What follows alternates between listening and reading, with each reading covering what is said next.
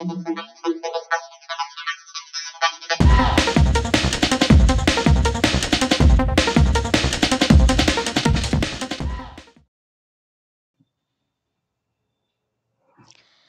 Friends, welcome to নিশালদার blog. আশা করি তোমরা সবাই খুব ভালো আছো আর আমরাও ভালো আছি। তো পার্ট 1 ভিডিওর পরে আমি পার্ট 2 ভিডিও নিয়ে তোমাদের কাছে চলে এসেছি। অনেকে খুব আগ্রহ সহকারে আমার ভিডিও পার্ট 1 টা দেখেছো।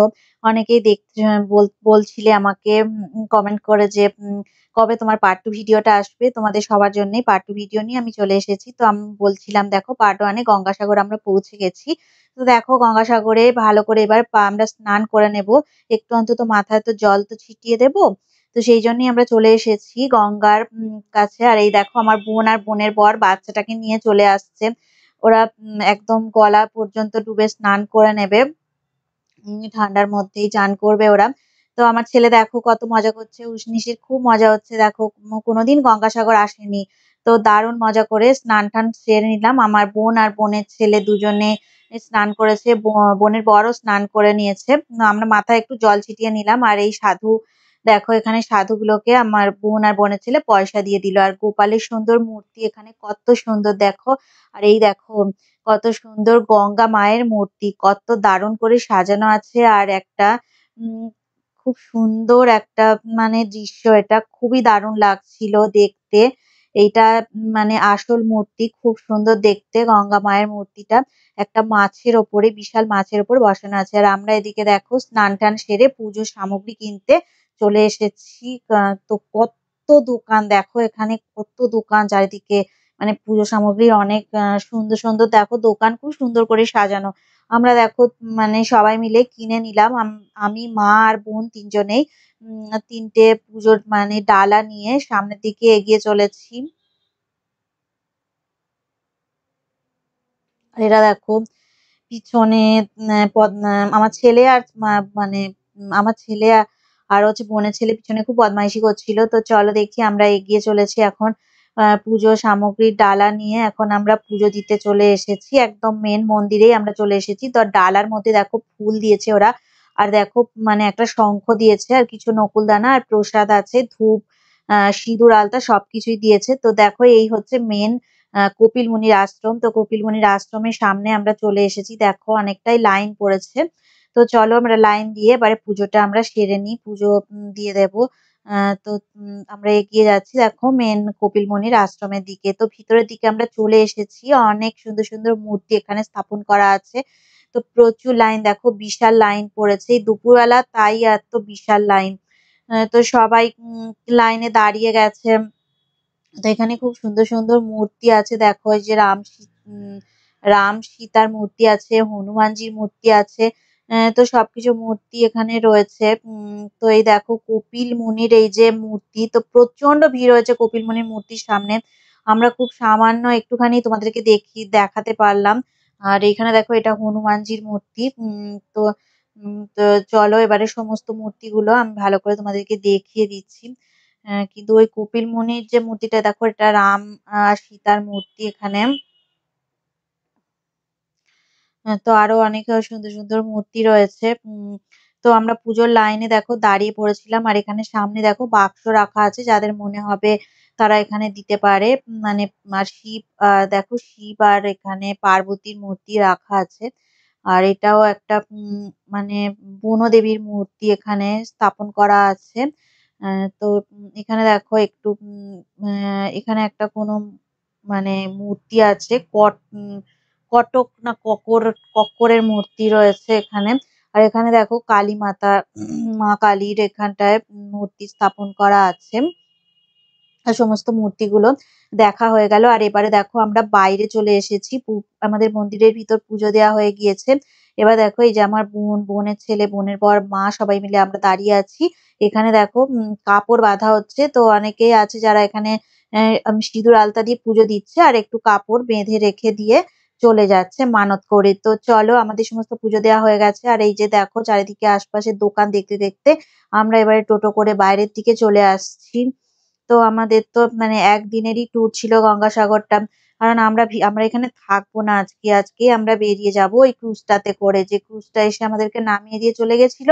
আবার আমাদেরকে কচুবেড়িয়া ঘাটে চলে যেতে হচ্ছে। তো চলো আমরা সবাই মিলে আবার টোটো বুক করে নিয়ে সেই ৫০ টাকা পার পার্সন টোটো বুক করেছি। বুক করে আমরা এবারে চলে যাচ্ছি একদম কচুবেড়িয়া ঘাটে। চারিদিকে অনেক দোকান, আশপাশের অনেক বাড়িঘর চারিদিকে দেখতে দেখতে আমরা এবারে কচুবেড়িয়া ঘাটের দিকে চলে আসছি। তো প্রচুর লোকজন এখানে এসেছিল, অনেক ভিড় হয়েছিল। তো দেখেছো তো আশপাশে প্রচুর দোকান।